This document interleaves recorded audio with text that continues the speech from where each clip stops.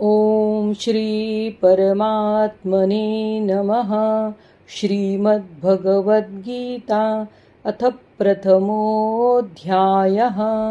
धृतराष्ट्र उवाच धर्मक्षेत्रे कुरुक्षेत्रे समवेतायुयुत्सवः मामकः पाण्डवाश्चैव किमकुर्वत संजय। संजय उवाच दृष्ट्वा तु पाण्डवानीकं व्यूढं दुर्योधनस्तदा आचार्यमुपसंगम्य राजा वचनमब्रवीत्। पश्यैतां पाण्डुपुत्राणामाचार्यमहतीं च मूं व्यूढां द्रुपदपुत्रेण तव शिष्येण धीमता। अत्र शूरा महेश्वासा भीमार्जुनसमायुधि युयुधानो विराटश्च द्रुपदश्च महारथः। दृष्टकेतुश्चेकितानः काशीराजश्च वीर्यवान् पुरुजित्कुन्तिभोजश्च शैब्यश्च नरपुङ्गवः। युधामन्युश्च विक्रान्त उत्तमौजाश्च वीर्यवान् सौभद्रो द्रौपदेयाश्च सर्व एव महारथाः। अस्माकं तु विशिष्टाये तान्निबोधद्विजोत्तम नायका मम सैन्यस्य सैन्यार्थं तान् ब्रवीमि ते। भवान् भीष्मश्च कर्णश्च कृपश्च समितिञ्जयः अश्वत्थामा विकर्णश्च सौमदत्तिस्तथैव च अन्ये च बहवः शूरा मदर्थे त्यक्तजीविताः। नानाशस्त्रप्रहरणाः सर्वे युद्धविशारदाः। अपर्याप्तं तदस्माकं बलं भीष्माभिरक्षितं पर्याप्तं त्विदमेतेषां बलं भीमाभिरक्षितम्।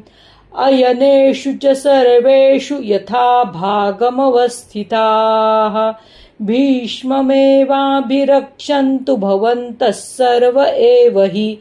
तस्य संजनयन् हर्षं कुरु वृद्धः पितामहः सिंहनादौ विनद्योच्चैः शङ्खं दध्मौ प्रतापवान्। ततः शङ्खाश्च भैर्यश्च पणवान् खगोमुखाः सहसैवाभ्यहन्यन्त सशब्दस्तु मूलोऽभवत्। ततः श्वैतैर्हयैर्युक्ते महति स्यन्दने स्थितौ माधवः पाण्डवश्चैव दिव्यौ शङ्खौ प्रदध्मतुः। पाञ्चजन्यं ऋषिकेशो देवदत्तं धनञ्जयः पौण्ड्रं दध्मौ महाशङ्खं भीमकर्मावृकोदरः। अनन्तविजयं राजा कुन्तीपुत्रो युधिष्ठिरः नकुलः सहदेवश्च सुघोषमणिपुष्पकौ काशश्च परमेश्वासः शिखण्डी च महारथः। दृष्टद्युम्नो विराटश्च सात्यकिश्चापराजितः द्रुपदो द्रौपदेयाश्च सर्वशः पृथिवीपते। सौभद्रश्च महाबाहुः शङ्खान् दद्मुः पृथक् पृथक् सघोषो धार्तराष्ट्राणां हृदया निव्यदारयत्। नभश्च पृथिवी चैव तुमुलो व्यनुनादयन्। अथौ व्यवस्थितान् दृष्ट्वा धार्तराष्ट्रान् कपिध्वजः प्रवृत्ते शस्त्रसम्पाते धनुरुद्यम्य पाण्डवः। ऋषिकेशं तदा वाक्यमिदमाह महीपते। अर्जुन उवाच सेनयोरुभयोर्मध्ये रथं स्थापयमेच्युत यावदेतान्निरीक्षेऽहं योद्धुकामानवस्थितान्। कैर्मया सह योद्धव्यमस्मिन् रणसमुद्यमे योत्स्यमानानवेक्षेऽहं य एतेऽत्र समागताः। धार्तराष्ट्रस्य दुर्बुद्धेर्युद्धे प्रियचिकीर्षवः। संजय उवाच एवमुक्तो ऋषिकेशो गुडाकेशेन भारत सेनयोरुभयोर्मध्ये स्थापयित्वा रथोत्तमम् भीष्मद्रोणप्रमुखतः सर्वेषां च महीक्षिताम् उवाच पार्थ पश्यैतान् समवेतान् कुरूनिति तत्रापश्य स्थितान् पार्थ पितॄनथ पितामहान् आचार्यान् मातुलान् भ्रातॄन् पुत्रान् पौत्रान् सखींस्तथा श्वशुरान् सुहृदश्चैव सेनयोरुभयोरपि तान् समीक्ष्य स कौन्तेयः सर्वान् बन्धूनवस्थितान् कृपया परयाविष्टो विषीदन्निदमब्रवीत्।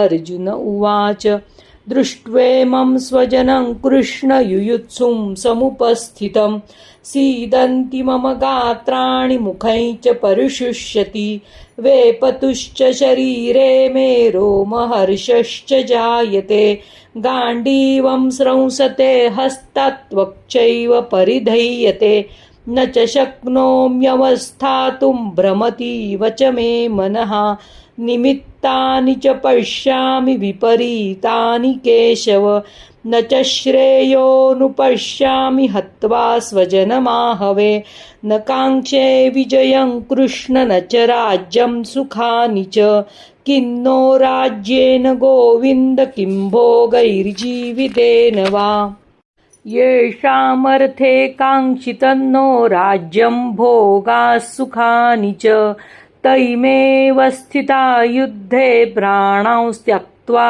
धनानि च आचार्याः पितरः पुत्रास्तथैव च पितामहाः मातुलाः श्वशुराः पौत्राः शालाः सम्बन्धिनस्तथा एतान् हन्तुमिच्छामि घ्नतोऽपि मधुसूदन अपि त्रैलोक्यराज्यस्य हेतुः किन्नु मही कृते निहत्य धार्तराष्ट्रान् का प्रीति स्याज्जनार्दन पापमेवाश्रयेदस्मान् हत्वैतानाततायिनः तस्मान्नरः वयं हन्तुं धार्तराष्ट्रान् स्वबान्धवान् स्वजनं हि कथं हत्वा सुखिनः स्याम माधव यद्यप्येतेन पश्यन्ति लोभोपहत चेतसः कुलक्षयकृतं दोषं मित्रद्रोहे च पातकं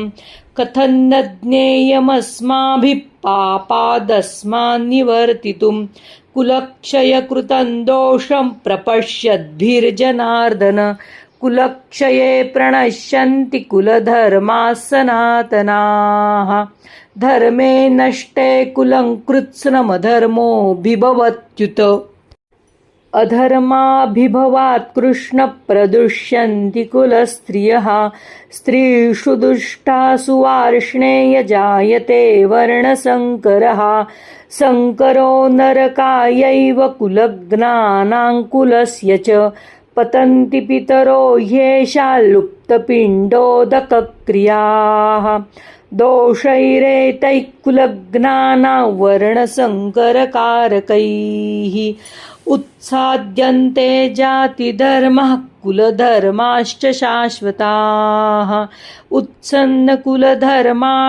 मनुष्याणां जनार्दन नरके नियतं वासो भवति तनुशुश्रुम अहो बत महत्पापं कर्तुं व्यवसिता वयं यद्राज्यसुखलोभेन हन्तुं स्वजनमुद्यताः यदि मामप्रतीकारमशस्त्रं शस्त्रपाणयः धार्तराष्ट्रारणे हन्युस्तन्मे क्षेमतरं भवेत्।